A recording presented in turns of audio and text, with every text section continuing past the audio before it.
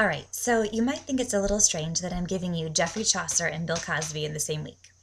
These two pieces are really different, but I mean through them to give you a look at two different kinds of narrative. They're very different in structure and content, but they contain many of the same strengths.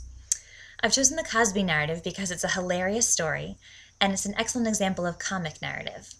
You could find the text of the Cosby piece and read that as well if you want to, but listening to him is very much more pleasurable, I think. So think about how the structure of this story compares to other ones. Consider how it begins, progresses, and ends, the kind of language that's used, the way characters are developed, and any kind of theme that's present in the story as well. There's a discussion board post opportunity for you this week to say basically anything that strikes you about it as narrative, because there are quite a few things that you could say about it. On the more difficult topic of things, though, let's talk about Chaucer. If you haven't read Canterbury Tales before, you might really enjoy reading the general prologue to the book, which is usually the first section, though I'm not going to require you to do that for this class. I've posted a video on the website of the first section of the prologue being read aloud, so you can hear how different the language sounded as Middle English compared to our English now. It's not as strange as what the Old English was in Beowulf, but it's still very foreign to our ears.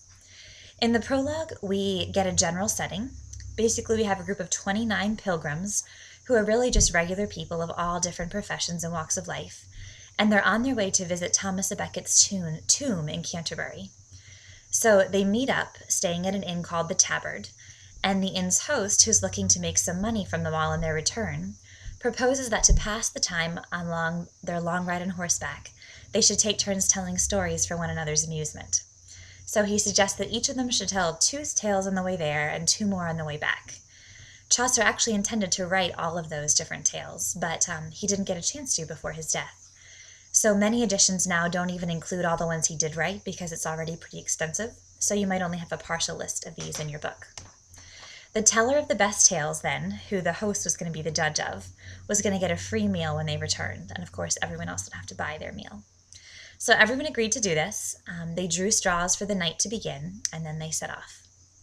Before they leave, Chaucer gives a depiction of each of the pilgrims. So I wanted to read to you what he says about the clerk or the cleric. And if you have your text with you, you can look about 5 pages into the text. But I'm going to just read this description to you as well in case you don't have it handy. An Oxford cleric, still a student though, one who had taken logic long ago, was there. His horse was thinner than a rake, and he was not too fat, I undertake, but had hollow look, a sober stare. The thread upon his overcoat was bare. He had found no preferment in the church, and he was too unworldly to make search for secular employment. By his bed he preferred having 20 books in red and black of Aristotle's philosophy, than costly clothes, fiddle, or psaltery. Though a philosopher, as I have told, he had not found the stone for making gold. Whatever money from his friends he took, he spent on learning or another book, and prayed for them most earnestly, returning thanks to them thus by paying for his learning. His only care was study, and indeed he never spoke a word more than was need. Formal at that, respectful in the extreme, short to the point and lofty in his theme. A tone of moral virtue filled his speech, and gladly would he learn and gladly teach.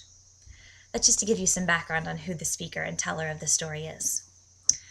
So there are 2 different questions that I've asked you to think about for your discussion board post this week, and I'll just give you a little background on each of them to get you started in thinking. First, I've asked you to consider whether you think either of 2 metaphors are accurate readings for the tale.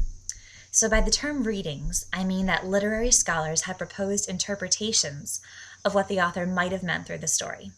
So scholars have said that the story could be a portrayal of God and man, and in this reading, Walter would be like a God figure, and he puts man, who's represented by Griselda, through a series of tests, much as Job was tested to try his faithfulness. When he proves faithful, God ultimately rewards him greatly. And then the other metaphor that I'd like you to consider is that of the Christ and Satan.